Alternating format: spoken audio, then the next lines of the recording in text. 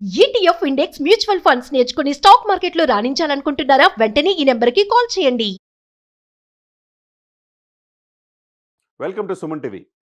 పవన్‌కి అభినందన తెలియజేసిన ప్రధాని మోదీ. ఒకవైపు మాల్దీవుల్లో పర్యటన నిమిత్తం వెళ్ళిన మోదీ గారు హరిహర వీరమలు ప్రపంచవ్యాప్తంగా రిలీజ్ అయ్యి విశేషంగా హిస్టారికల్ బ్లాక్ బస్టర్‌గా నిలిచినందుకు తెలుసుకొని ఎందుకంటే తన ఎన్‌డీఏ కూటమిలో కీలకమైన భాగస్వామి కాబట్టి జనసేన, అటు టీడీపీని కూడా కలిపిన వ్యక్తి కాబట్టి దేశంలో మూడోసారి ప్రధానమంత్రి అవ్వడానికి కారణమైన విశ్వాస మిత్రుడు. ఎందుకంటే ఆయన పార్లమెంట్‌లో కూడా అందరి ముందన్నాడు. ఈ ప్రపంచానికి తెలియజేసి.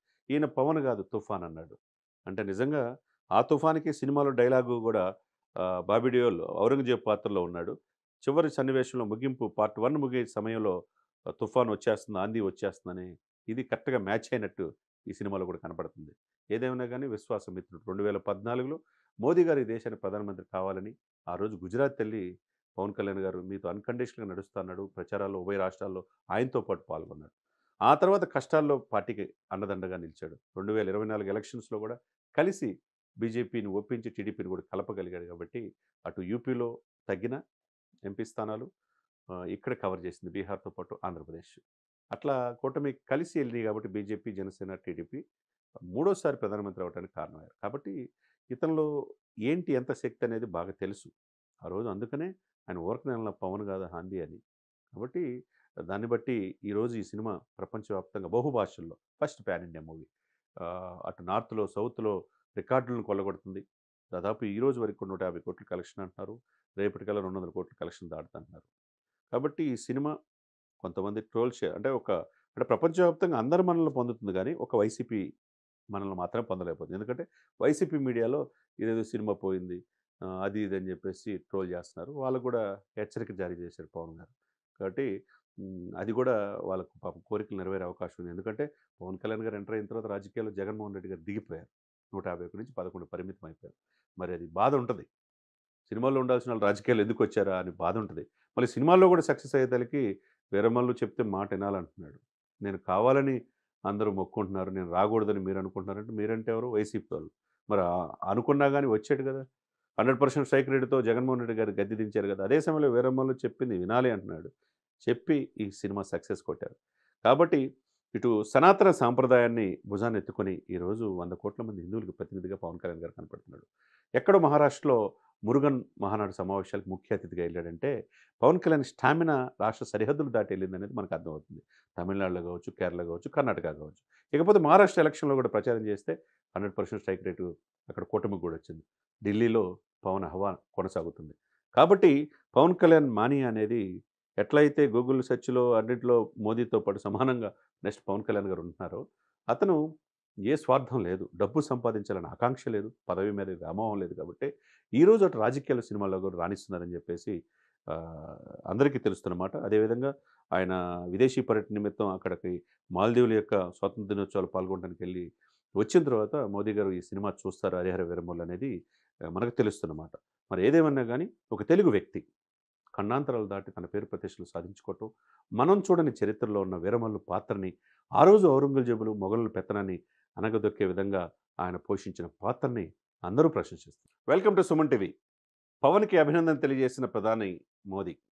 ఒకవైపు మాల్దీవుల్లో పర్యటన నిమిత్తం వెళ్ళిన మోదీ గారు 'హరిహర వీరమల్లు' ప్రపంచవ్యాప్తంగా రిలీజ్ అయ్యి విశేషంగా హిస్టారికల్ బ్లాక్ బస్టర్‌గా నిలిచినందుకు తెలుసుకొని ఎందుకంటే తన ఎన్‌డీఏ కూటమిలో కీలకమైన భాగస్వామి కాబట్టి జనసేన, అటు టీడీపీని కూడా కలిపిన వ్యక్తి కాబట్టి దేశంలో మూడోసారి ప్రధానమంత్రి అవ్వడానికి కారణమైన విశ్వాస మిత్రుడు. ఎందుకంటే ఆయన పార్లమెంట్‌లో కూడా అందరి ముందన్నాడు. ఈ ప్రపంచానికి తెలియజేసి. ఈయన పవన్ కాదు తుఫాన్ అన్నాడు. అంటే నిజంగా ఆ తుఫాన్‌కి సినిమాలో డైలాగు కూడా 'బాబీ డియోల్' ఔరంగజేబు పాత్రలో ఉన్నాడు. చివరి సన్నివేశంలో ముగింపు పార్ట్ 1 ముగిసే సమయంలో 'తుఫాన్ వచ్చేస్తుంది, ఆంధీ వచ్చేస్తుందని' ఇది కరెక్ట్‌గా మ్యాచ్ అయినట్టు ఈ సినిమాలో కూడా కనపడుతుంది.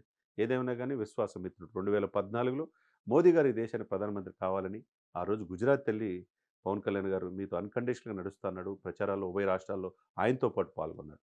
ఆ తర్వాత కష్టాల్లో పార్టీకి అండదండగా నిలిచాడు. 2024 ఎలక్షన్స్‌లో కూడా కలిసి బీజేపీని ఒప్పించి టీడీపీని కూడా కలపగలిగాడు కాబట్టి అటు యూపీలో తగ్గిన ఎంపీ స్థానాలు ఇక్కడ కవర్ చేసింది బీహార్‌తో పాటు ఆంధ్రప్రదేశ్. అట్లా కూటమి కలిసి ఎళ్ళినాయి కాబట్టి బీజేపీ, జనసేన, టీడీపీ మూడోసారి ప్రధానమంత్రి అవ్వడానికి కారణమయ్యారు. కాబట్టి ఇతనిలో ఏంటి ఎంత శక్తి అనేది బాగా తెలుసు. ఆ రోజు అందుకనే ఆయన ఊరకనే అనలా పవన్ కాదా హాందీ అని. కాబట్టి దాన్ని బట్టి ఈరోజు ఈ సినిమా ప్రపంచవ్యాప్తంగా బహుభాషల్లో ఫస్ట్ పాన్ ఇండియా మూవీ. అటు నార్త్‌లో, సౌత్‌లో రికార్డులను కొల్లగొడుతుంది. దాదాపు ఈ రోజు వరకు 150,00,00,000 కలెక్షన్ అంటున్నారు. రేపటికల్లా 200,00,00,000 కలెక్షన్ దాటుతుంటున్నారు. కాబట్టి ఈ సినిమా కొంతమంది ట్రోల్స్ అంటే అంటే ప్రపంచవ్యాప్తంగా అందరు మనల్ని పొందుతుంది గానీ, ఒక వైసీపీ మనల్ని మాత్రం పొందలేకపోతుంది. ఎందుకంటే వైసీపీ మీడియాలో ఇదేదో సినిమా పోయింది. అది ఇది అని చెప్పేసి ట్రోల్ చేస్తున్నారు. వాళ్ళకి కూడా హెచ్చరిక జారీ చేశారు పవన్ గారు. కాబట్టి అది కూడా వాళ్ళకు పాపం కోరికలు నెరవేరే అవకాశం ఉంది. ఎందుకంటే పవన్ కళ్యాణ్ గారు ఎంటర్ అయిన తర్వాత రాజకీయాల్లో జగన్మోహన్ రెడ్డి గారు దిగిపోయారు. 151 నుంచి 11 పరిమితం అయిపోయారు. మరి అది బాధ ఉంటది. సినిమాల్లో ఉండాల్సిన వాళ్ళు రాజకీయాలు ఎందుకొచ్చారా అని బాధ ఉంటది. మళ్ళీ సినిమాల్లో కూడా సక్సెస్ అయ్యేదలికి వీరమల్లు చెప్తే మాట వినాలంటున్నాడు. నేను కావాలని అందరూ మొక్కుకుంటున్నారు. నేను రాకూడదని మీరు అనుకుంటున్నారంటే మీరంటే ఎవరు? వైసీపీ వాళ్ళు. మరి అనుకున్నా గాని వచ్చాడు కదా! 100% స్ట్రైక్ రేట్‌తో జగన్మోహన్ రెడ్డి గారు గద్దె దించారు కదా! అదే సమయంలో వీరమల్లు చెప్పింది వినాలి అంటున్నాడు. చెప్పి ఈ సినిమా సక్సెస్ కొట్టారు. కాబట్టి ఇటు సనాతన సాంప్రదాయాన్ని భుజాన్నెత్తుకొని ఈరోజు 100,00,00,000 మంది హిందువులకు ప్రతినిధిగా పవన్ కళ్యాణ్ గారు కనపడుతున్నాడు. ఎక్కడో మహారాష్ట్రలో మురుగన్ మహానాడు సమావేశాలకు ముఖ్య అతిథిగా ఎళ్ళాడంటే, పవన్ కళ్యాణ్ స్టామినా రాష్ట్ర సరిహద్దులు దాటి ఎళ్ళిందనేది మనకు అర్థమవుతుంది. తమిళనాడులో కావచ్చు, కేరళ కావచ్చు, కర్ణాటక కావచ్చు. ఇకపోతే మహారాష్ట్ర ఎలక్షన్‌లో కూడా ప్రచారం చేస్తే 100% స్ట్రైక్ రేటు అక్కడ కూటమికి కూడా వచ్చింది. ఢిల్లీలో పవన్ హవా కొనసాగుతుంది. కాబట్టి పవన్ కళ్యాణ్ మానియా అనేది ఎట్లయితే గూగుల్ సెర్చ్‌లో అన్నిట్లో మోదీతో పాటు సమానంగా నెక్స్ట్ పవన్ కళ్యాణ్ గారు ఉంటున్నారో, అతను ఏ స్వార్థం లేదు. డబ్బు సంపాదించాలన్న ఆకాంక్ష లేదు. పదవి మీద వ్యామోహం లేదు కాబట్టి, ఈరోజు అటు రాజకీయాలు, సినిమాల్లో కూడా రాణిస్తున్నారని చెప్పేసి అందరికీ తెలుస్తున్నమాట. అదేవిధంగా ఆయన విదేశీ పర్యటన నిమిత్తం అక్కడికి మాల్దీవుల యొక్క స్వాతంత్ర దినోత్సవాలు పాల్గొనడానికి వెళ్ళి వచ్చిన తర్వాత మోదీ గారు ఈ సినిమా చూస్తారు 'హరిహర వీరమల్లు' అనేది మనకు తెలుస్తున్నమాట. మరి ఏదేమన్నా గానీ ఒక తెలుగు వ్యక్తి ఖండాంతరాలు దాటి తన పేరు ప్రతిష్టలు సాధించుకోవటం, మనం చూడని చరిత్రలో ఉన్న వీరమల్లు పాత్రని, ఆ రోజు ఔరంగజేబులు, మొఘలుల పెత్తనాన్ని అణగదొక్కే విధంగా ఆయన పోషించిన పాత్రని అందరూ ప్రశంసిస్తున్నారు.